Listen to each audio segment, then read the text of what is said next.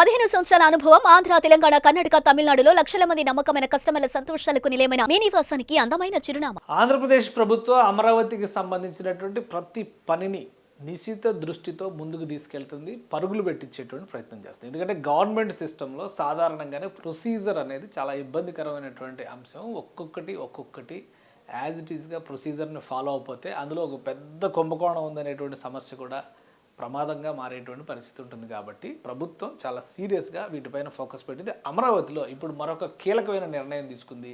కన్సల్టెన్సీని appoint చేసేటువంటి ప్రయత్నం. దేనికి అంటే అమరావతిలో నిర్మించబోయేటువంటి గవర్నర్ బంగ్లా, సీఎం క్యాంప్ ఆఫీస్ పైన ఇప్పుడు ప్రభుత్వం దృష్టి పెట్టింది.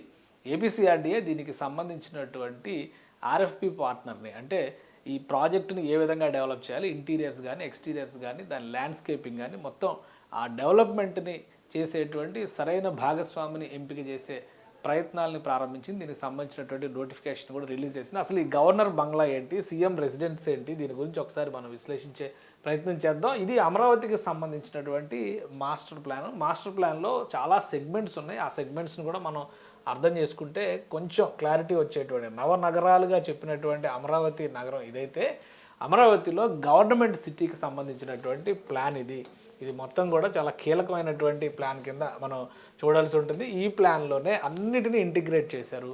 అసెంబ్లీ, సెక్రటేరియట్, అలానే హెచ్ఓడి భవనాలు, ఆఫీసెస్, వీటన్నిటిని కూడా ఇందులో డిజైన్ చేశారు. ఇందులో వచ్చేటువంటిదే గవర్నర్ బంగ్లా, సీఎం రెసిడెన్స్. వాటికి సంబంధించిన కూడా ఒకసారి మనం విశ్లేషిద్దాం. ఇది gazetted officers type 1 and 2 complex, అలానే type D staff housing scheme. ఈ మొత్తం ఈ స్ట్రెచ్ అంతా ఇలా వరుసగా ఉంటుందన్నమాట.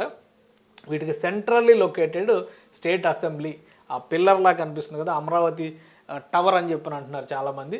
సో అక్కడ అసెంబ్లీ ఏర్పాటు అవుతుంది. ఇటుపక్క హైకోర్టు, పర్మనెంట్ హైకోర్టు బిల్డింగ్ నిర్మాణం జరుగుతుంది. దీనికి ఆపోజిట్లోనే జడ్జెస్ బంగ్లాల్ని డిజైన్ చేశారు. అలానే ఇంకొంచెం ముందరకి వెళ్తే మినిస్టర్స్ బంగ్లాలు డిజైన్ అయినాయి. దానికి ఆపోజిట్లో IAS, IPS, all India service ఆఫీసర్స్కి సంబంధించినటువంటి భవనాలు రెడీ అవుతాయి.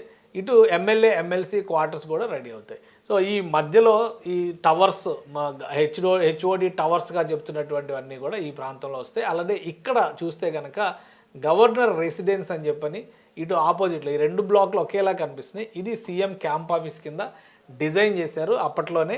సో దీనికి సంబంధించి దీన్ని ఎలా డిజైన్ చేయాలి, ఎందుకంటే గవర్నమెంట్ కాంప్లెక్స్లో చాలా 80% వర్క్స్కి గవర్నమెంట్ ప్రొసీజర్ కంప్లీట్ చేసింది, టెండర్స్ రిలీజ్ చేసింది. ఎక్కడెక్కడ పనులు ఆగినాయో అక్కడి నుంచి ముందుకు తీసుకెళ్లేందుకు ప్రణాళికను సిద్ధం చేసింది. కానీ ఇప్పటివరకు అసలు పని మొదలు పెట్టింది గవర్నర్ రెసిడెన్స్, అంటే రాజ్ భవన్. అమరావతిలో ఆంధ్రప్రదేశ్ రాజ్ భవన్ ఏర్పాటు కాబోతుంది. రాజ్ భవన్ ఏర్పాటు చేయడం అంటే it is a seat of governance అంటారు. అంటే ఎక్కడి నుంచి పరిపాలన చేస్తే అదే సీట్ ఆఫ్ గవర్నెన్స్, అదే రాజధాని అని కొన్ని విశ్లేషణలు ఆ మధ్య మనం విన్నాం కదా. సో గవర్నర్ బంగ్లాని అక్కడ ఏర్పాటు చేస్తే రాజధానికి అన్ని రకాలుగా కూడా కాన్స్టిట్యూషనల్ సపోర్ట్ ఇచ్చినట్టుగా అవుతుంది సీఎం రెసిడెన్స్. ఎందుకంటే రాజప్రతినిధిగా సీఎంఏ పరిపాలన చేస్తారు on behalf of Andhra Pradesh governor. ఆ ప్రభుత్వం నడిచేదంతా కూడా గవర్నర్ పేరు మీద. ఇది మన కాన్స్టిట్యూషనల్ స్ట్రక్చర్. కాబట్టి ఇక్కడ అమరావతికి సంబంధించినటువంటి గవర్నర్ బంగ్లా నిర్మాణం కాబోతుంది. ఈ బంగ్లాతో పాటు ఈ బంగ్లాకి ఆపోజిట్లోనే, ఇది దాని డీటెయిల్ ప్లాన్ ఒకసారి మనం చూస్తే కనుక, ఈ బంగ్లాకి ఆపోజిట్లోనే చీఫ్ మినిస్టర్స్ రెసిడెన్స్. అంటే చంద్రబాబు నాయుడు గారి ఇల్లు కాదు, ఎందుకంటే ఆయన ఇల్లు కట్టుకుంటున్నారు. కానీ సీఎంకి అఫీషియల్ రెసిడెన్స్ కింద ఇది ఉపయోగపడుతుంది. రాబోయేటువంటి సీఎంలు ఎవరు వచ్చినా కానీ అఫీషియల్ రెసిడెన్స్ లేదా క్యాంప్ ఆఫీస్ కింద దీన్ని ఉపయోగించుకునేటువంటి అవకాశం ఉంటుంది. సో ఇది గవర్నర్ రెసిడెన్స్. ఇది చూస్తే కనుక E1 రోడ్డు, ఈస్ట్ నుంచి వచ్చేటువంటి E1 రోడ్డుకి పక్కనే వస్తుంది ఈ 2 భవనాలు కూడా. ఇది గవర్నర్ రెసిడెన్స్ అవుతుంది, ఇదేమో సీఎం రెసిడెన్స్ అవుతుంది, సీఎం క్యాంప్ ఆఫీస్ అవుతుంది, ఏదైనా కావచ్చు. ఇక రోడ్ నెంబర్ 12 ఇటు సైడ్ వస్తుంది. ఇటువైపు చూస్తే కనుక రోడ్ నెంబర్ 11 అంటే N11, N12 అనమాట. ఇవి నార్త్ రోడ్, N అంటే నార్త్, ఈ అంటే ఈస్ట్, అలా డిజైన్ చేశారు. రివర్ ఫ్రంట్కి అతి సమీపంలో ఉండేటువంటి ప్లేస్ ఇది. కృష్ణా రివర్ ఇక్కడ ఉంటుంది. ఇదంతా కూడా రిక్రియేషన్, గ్రీన్ బెల్ట్ డెవలప్మెంట్, రకరకాలవన్నీ కూడా తీసుకొస్తున్నారు. సో ఇక్కడ ఈ ప్రాజెక్టుకి సంబంధించి ఇప్పుడు ఇక్కడ ఉన్నటువంటి ఈ లేఅవుట్కి తగ్గట్టుగా ఇంటర్నల్గా బిల్డింగ్ కానీ, స్ట్రక్చర్ కానీ, దాని ఇంటీరియర్స్ కానీ ఏ విధంగా తయారు చేయాలి, ఇక్కడ ఉన్నటువంటి ల్యాండ్స్కేపింగ్ ఏ విధంగా తయారు చేయాలి. ఎందుకంటే రాజ్ భవన్ అంటే అది ఒక గౌరవంగా ఉండేటువంటి ఒక ల్యాండ్ మార్క్ క్రియేషన్ అనమాట. సో దీనికి ఆంధ్రప్రదేశ్ సంస్కృతి, వారసత్వం, చరిత్ర, రాజరికం ఇవన్నీ కనబడే విధంగా దాన్ని డిజైన్ చేయొచ్చు. ఇక్కడ రెసిడెన్స్ని, సీఎం రెసిడెన్స్ లేదా సీఎం క్యాంప్ ఆఫీస్ని కూడా ఆ హుందాతనానికి తగ్గట్టుగా, ఇప్పుడున్నటువంటి మోడర్న్ థింకింగ్ లెవెల్స్కి తగ్గట్టుగా దాన్ని డిజైన్ చేయొచ్చు. సో దీనికి ఒక ప్రాపర్ పార్ట్నర్ని అన్వేషించేటువంటి పనిని ఏపీసీఆర్డీఏ ప్రారంభించింది. దీనికి సంబంధించినటువంటి ఆర్ఎఫ్పి పార్ట్నర్ కోసం నోటిఫికేషన్స్ రిలీజ్ చేస్తుంది. ఈ పార్ట్నర్ సెలెక్షన్ అయిన తర్వాత మొత్తం బ్లూ ప్రింట్ డిజైన్ అవుతుంది.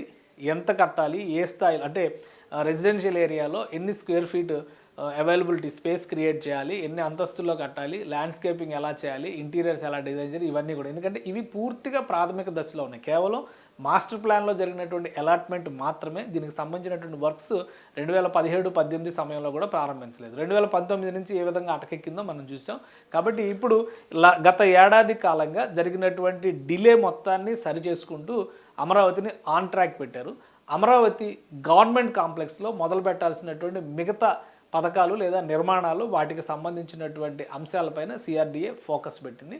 సో ఇవి రెండు కూడా ప్రభుత్వానికి సంబంధించి, రాజధానికి సంబంధించి గౌరవప్రదమైనటువంటి చిహ్నాలుగా ఉండేటువంటి నిర్మాణాలు.